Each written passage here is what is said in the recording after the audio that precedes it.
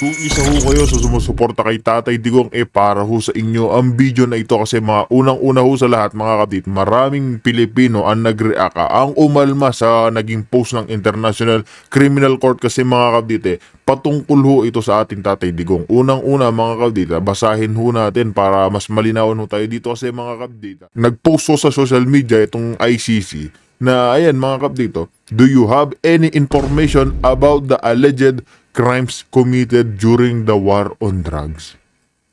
Naghahanap pa lamang ho sila ngayon ng ano ho, ano hong hinahanap ng ICC mga kabdit? Naghahanap ho kasi sila ng ebidensya laban ho dyan sa nangyaring crime against humanity o EJK na sinasabi ho nila kay Tatay Digong. Unang-una ho nilang tinatanong mga ka-update, ang mga PNP.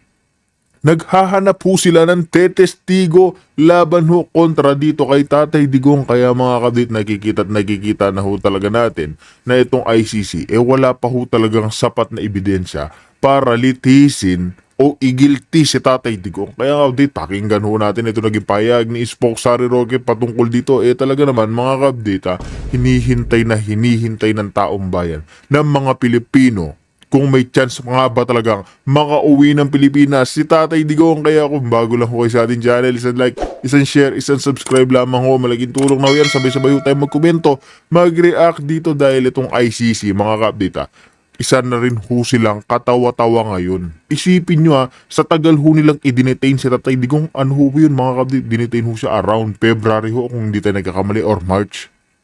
Ano na ho ngayon? Nandoon na ho si Tatay Digong mga kabdit ng 10 months to 11 months na ho si Tatay Digong dyan sa ICC. Ngayon naghahanap pa rin ho sila ng ebidensyang ilalaban ho kontra sa kanya. Ibig sabihin ba nito mga kabdit nawawalan na nga ba talaga ng pambayad na alam mo na mali-mali si Marcos Jr. Kaya mukhang tumatagilid na rin ho yung ICC. Yan ho ang malaking katanungan dyan mga kabdit. Kaya pakinggan na lang ho natin itong si Spokesary Roque. React na ho tayo dito mga kapatid. Abay, mga kaibigan, napansin nyo ba yung mga pinablish ng ICC na ngayon pa lang sila nakikiusap sa publiko at saka sa mga kapulisan na magpresenta ng ebidensya labang kay Tatay Digong. Nakakatawa naman po, no? Mantakin ninyo, 10 buwan nang nakakulong si Tatay Digong. March, April, May, June, July, August, September, October, November, December, January. 10 buwan na nakakulong si Tatay Digong. Yung pala, hindi pa sapat ang ebidensya nila. Tama ba yan? Makaturungan ba yan? Samantalang ang isang araw na pagkakakulong, at ako po minsan lang ako nakulong isang araw ng Kongreso by way of contempt of Congress, hindi na ako papayag na masupil muli ang aking kalayaan ng walang dahilan. And yet, ito ang isang korte, 10 buwan na nilang kinulong ang Tatay Digong, ngayon palang naghahagilap ng ebidensya. Abay, hindi ako nagtataka kung bakit tuwan-tuwa sila na na-postpone din yung tinatawag na confirmation of charges. Kasi kung ngayon pa lang sila naghahanap ng ebidensya, ibig sabihin, hindi pa sapat talagang ebidensya nila. At kung natuloy yung confirmation of charges, baka may posibilidad na baka na-dismiss ang kaso dahil nga for lack of evidence. Dahil sa ngayon, ang tanging ebidensya lamang na meron ng hukuman na naging dahilan para sila ay magsilbi ng arrest warrant kay Tatay Digong ay nakabase lamang sa good grounds. Napakababaw po yan. Kaya nga pong sinasabi ko, hindi makatarungan na hindi rin binigyan ng interim release si Tatay Digong.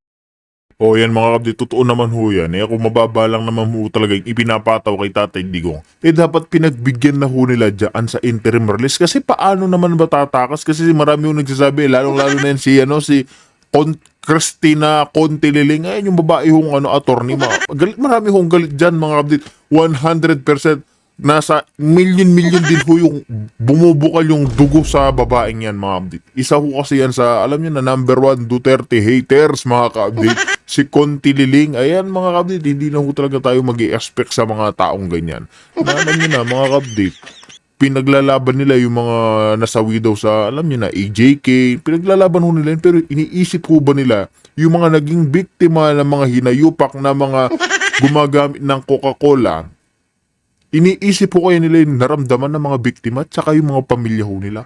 Lagi ho nila kasing binibigyan ng pansin mga kabdit yung mga naging daw dyan sa war on drugs. Yung mga gumagamit. O yung mga naging biktima nga ho niyan ng, alam niyo na yun, white powder. Paano naman ho sila?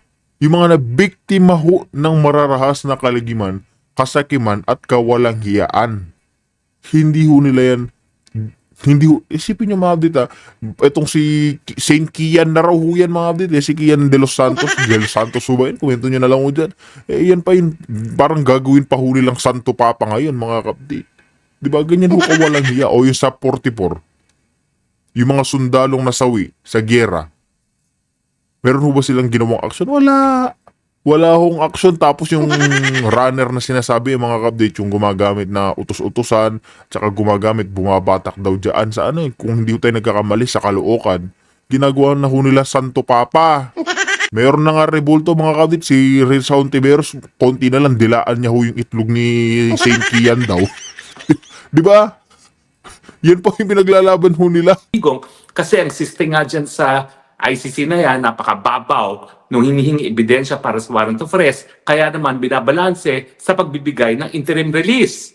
Pero ngayon, hindi binigyan ng interim release dahil si Tatay Digong daw ay pupwedeng tumakas at pupwedeng makialam sa ebidensya at pupwedeng gumawa pa ng mga krimen at pupwedeng pantakutin ng mga witnesses. Miski siya'y natutumba na, maski naglalakad lamang. At hindi na maalala kung ano talaga nangyayari, hindi alam kung nasaan na siya ngayon. So hindi po talaga makatarungan yan ha.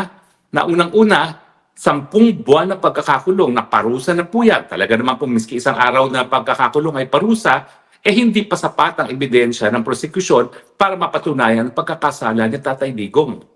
Alam mo po, dati, bilib na bilib ako sa inquisitorial system, no, na sinasabi ko nga na ginagaya o ini-implement ng ICC. Pero ngayon, naniniwala ko, palpak. Kasi dapat, kung ang inquisitorial system ay gumagana, dapat yung threshold, yung ebidensya na kinakailangan para makulong isang tao, dapat at least probable cause. At kung walang probable cause at hindi satisfied ang mga prosecutors na walang probable cause, dapat wag munang ikukulong. Maghanap muna sila ng ebidensya. Ngayon ang tanong ko, humingi na ng warrant of arrest ang mga prosecutors base lamang sa good grounds, napagbigyan na ng hukuman, nakakulong na si Tatay Digong, tapos ngayon, ura-urada silang hahanap ng ebidensya. Hindi pa, yan ay paglabag na sa karapatan ni Tatay Digong ng kanyang karapatan na maging malaya at maging presumed innocent. Kasi nga yung 10 buwan na pagkakakulong niya, parusa na po yun. Lalong-lalo na kung ikaw ay 80 anyos at ayaw na ayaw manirahan sa ibang bayan. Alam niyo si Tatay Digong, nakapagbiyahe sa ibang bansa, pero never po yan tumira sa ibang bayan. Hindi gaya ko, na 2 beses nag-aral, 2 beses nagturo abroad, no? Pero siya talaga, ayaw niyang umaalis ng Davao. Kaya nga, hindi yan naging senador. Kaya nga, minsan lang yan naging kongresista kasi ayaw niyang umaalis ng kanyang syudad ng Davao. Tapos ngayon, 10 buwan, pinakamatagal na niyang panahon na nabuhay siya na hindi nasa Pilipinas at hindi nasa Davao City. Kasi naman, maski nung presidente si Tatay Digong, pagdating ng Friday, uuwi na yan ng Davao. Ibig sabihin, hindi niya kukumpletuhin ng 1 linggo sa Maynila na hindi umuwi sa Davao. Hindi siya mapakali pag hindi siya umuwi sa kanyang tahanan sa Davao. Tahanan na ang aking description ay bahay Kalapati. Dahil hindi talaga ako mapaniwala sa liit ng bahay na tinitira ni Tatay Digong hanggang doon sa panahon na siya ay kinidnap na papunta ng Dahig. Alam nyo, ulitin ko yung kwento ha, merong isang bilyonaryo, isang tycoon nang nakita ang bahay sa Davao, maiyak-iyak. At ang sabi, bumili kayo ng kahit anong bahay para kay Presidente at ako magbabayad. Tinanggihan niya ni Tatay Digong. Tinanggihan niya dahil ang sabi niya, hindi niya kaya mabuhay sa ibang lugar, hindi doon sa tahanan niya na nakaugalian na niya, yung bahay Kalapati niya. No? Kahit anong karangyaan ang pinapangako ng mga bilyonaryo para maging bago niyang tahanan, tinanggihan niya yan kasi home is home to him at ang home niya ay yung bahay Kalapati. Kaya nga po itong 10 buwan na wala si Tatay Digong sa Pilipinas at nakakulong sa Dahig, napakabigat na parusa po sa kanya yan. Hindi lang dahil siya ay nakakulong, dahil siya ay nasa dayuhang lugar, dahil siya ay wala sa Davao City. Kaya nga po, hindi po talaga makatarungan itong system ng ICC na ngayon pa lang, sa pamamagitan ng advertisement, naghahanap sila ng ebidensya. Siyempre, yung mga CPP-NPA na nakabasa ng ganyang anunsyo, mag-iimbento yan ng mga krimen na sasabihin nila ay kagagawa ni Tatay Digong.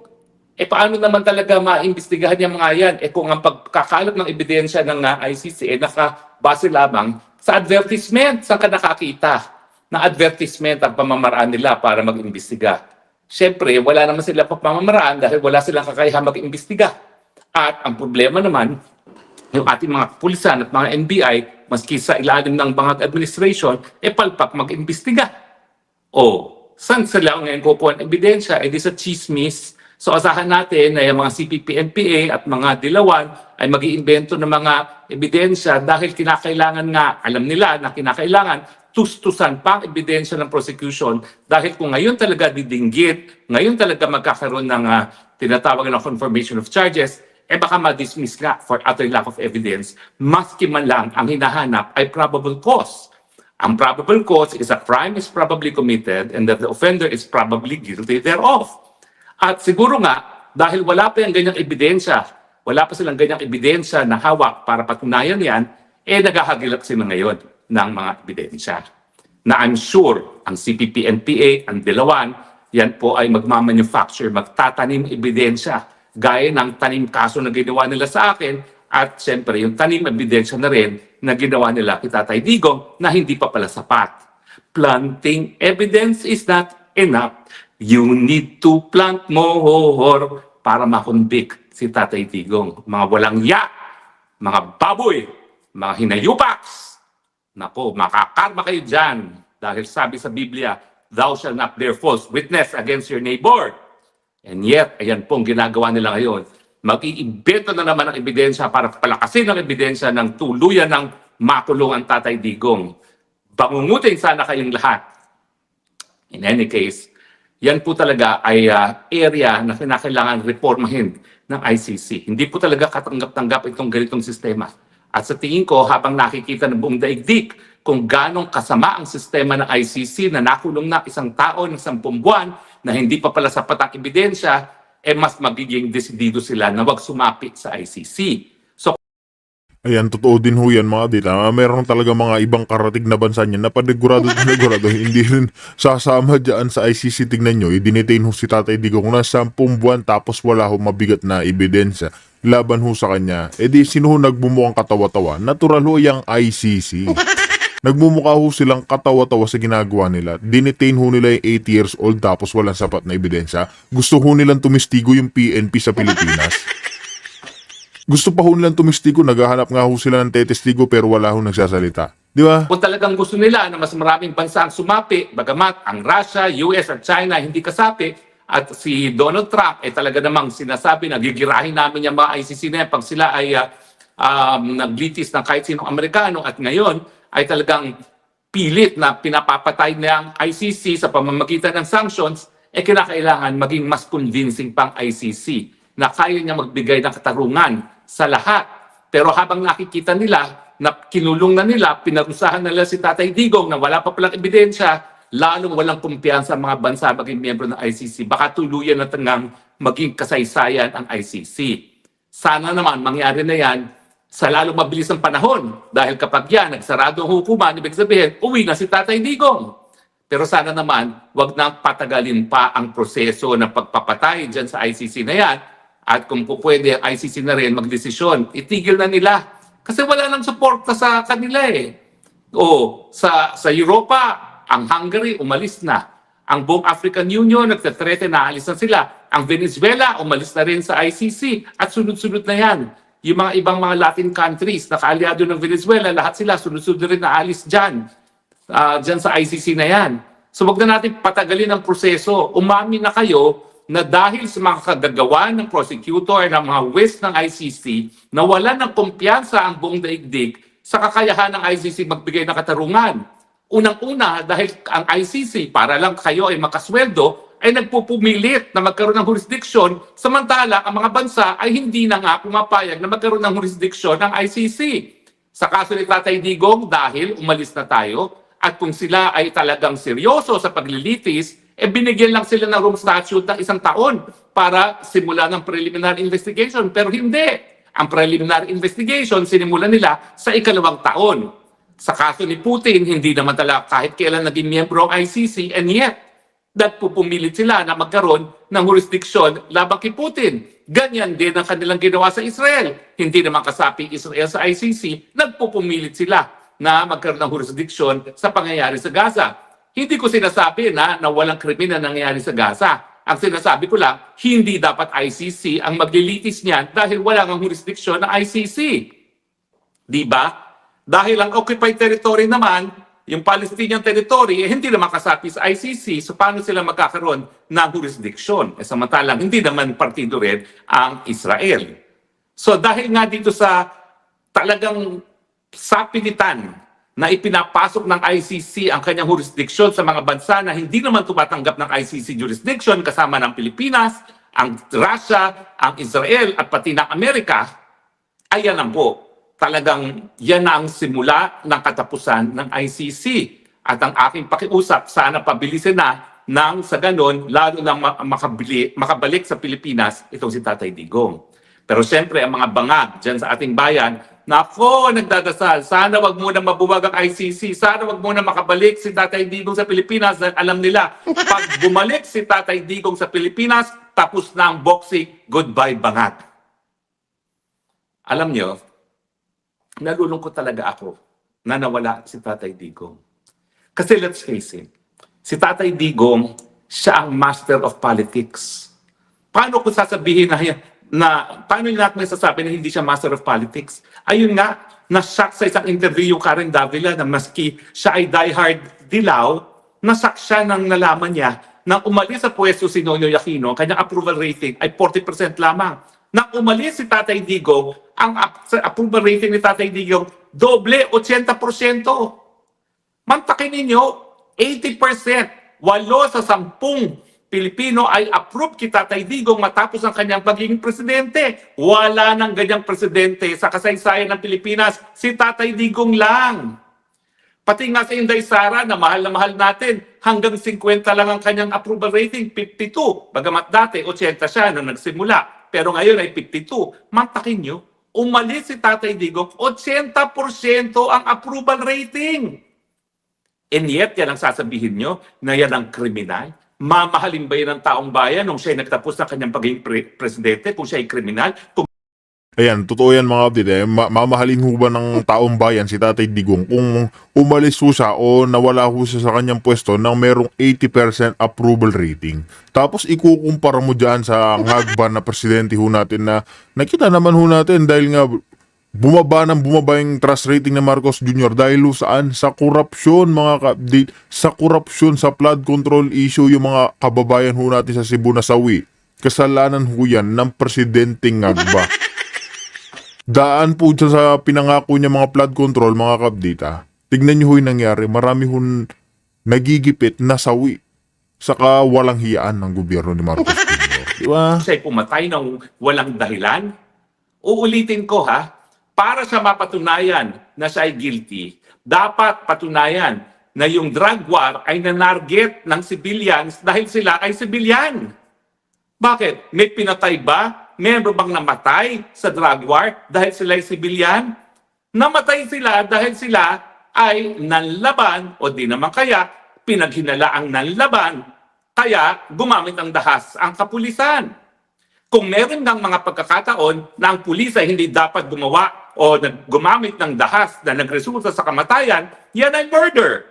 At yan naman yung pinatunayan doon sa kaso ni Kian na nung kailan lamang na-sustain ng Supreme Court yung judgment ng lower court na murder ang pangyayari.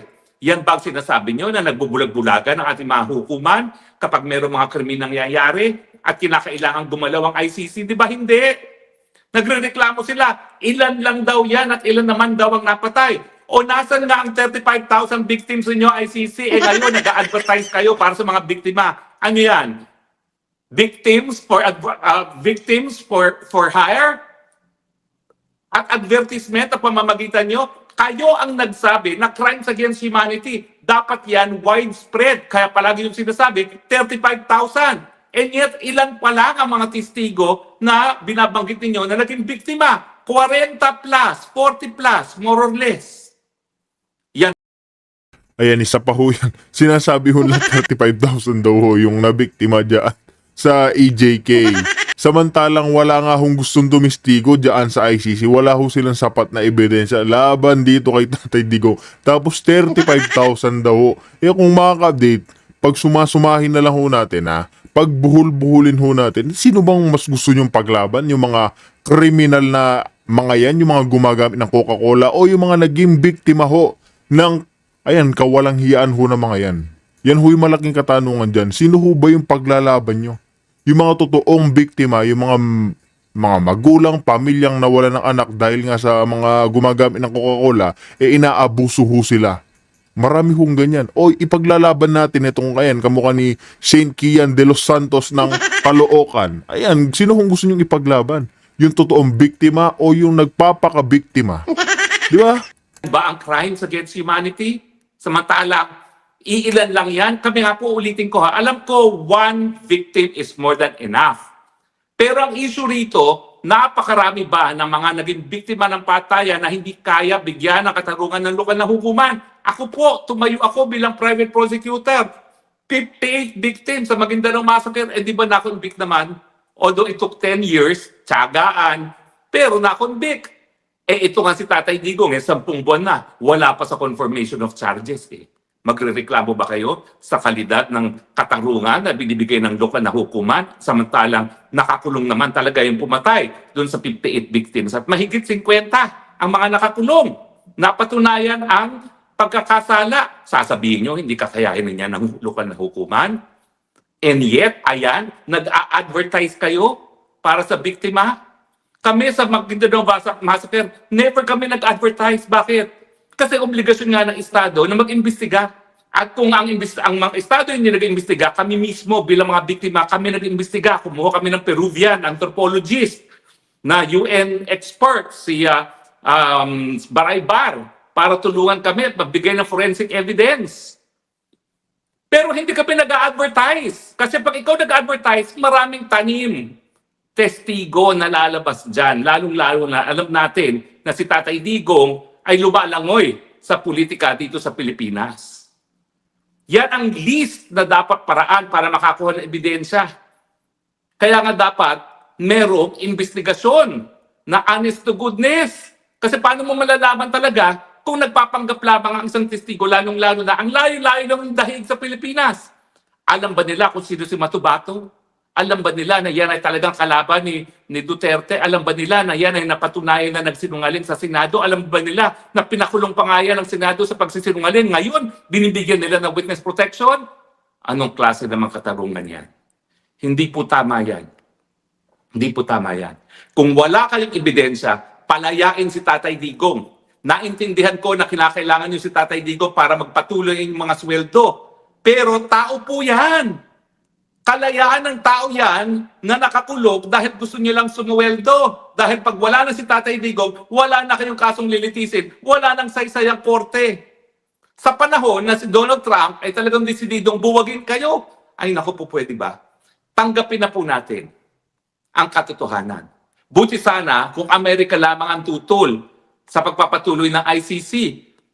Pero ang Russia, ang China, at halos lahat ng iba pang malalakas na mga bansa sa daigdig, hindi naman pumapayag at hindi kinikilala ang jurisdiction ng ICC. Bakit nagpupumilit pa? Huwag tayo magpumilit mabuhay at the expense of an innocent person na si Tatay Digong. Makonsyensya naman kayo. Lalo tuloy nawawalan ng tiwala kaming mga ibang kulay sa mga kaputian. Dahil itong hukuman ito ay hukuman ng mga puti. Bagamat ang mga Amerikano at ang mga Russians, mga puti rin, ayaw sa inyo. So, hukumang puti, less the Americans, less the Russians. Hindi naman kasi puti at China. Ayan mga kabdit, isa pa yan. Natotoo nga hong pati ang Russia, Amerika, gusto hong buwagin yung ICC dahil nga mga kabdit, pati ho yung walang jurisdiction na yan. Pinakikialaman ho nila, pati nga ito si Pres Putin mga kabdit, pinakikialaman nila, gusto rin ho nilang dakpin. Tingin nyo ho ba papayag yung Russia na gambalain yung presidente nila? Siyempre mga kabdit, hindi ganyan din ho yung ginawa nila sa Pilipinas. Ang kaso, ang problema dito, wala na nga tayong jurisdiction. 2019 pa lamang kumalis na si Tatay Digong mga kabdit. Ginawa kasi ng admin ni Marcos Jr., bigla na lang ho siyang inilipad dyan kahit wala hong arrest warrant yung Pilipinas o yung ICC kay Tatay Digong. Tapos sasabihin ho nila yung 35,000 victims. Eh ngayon wala hong tumitistigo sa kanila. Na alam niyo na, di ba? Wala hong tumitistigo. Yung pinaglalaban lang ho nila, ano mga bit, wala. Di ba? Kaya dit, kung meron kayo naging komento reaction dito sa ating tinalakay, pinag-usapan, patungkol nga dito sa ICC na alam nyo na mga dit, wala ho talagang sapat na ebidensya laban kay Tatay Digong. Pag-usapan na lang ho natin sa comment section, kaya dito na ho natin tatapusin ang ating reaction video.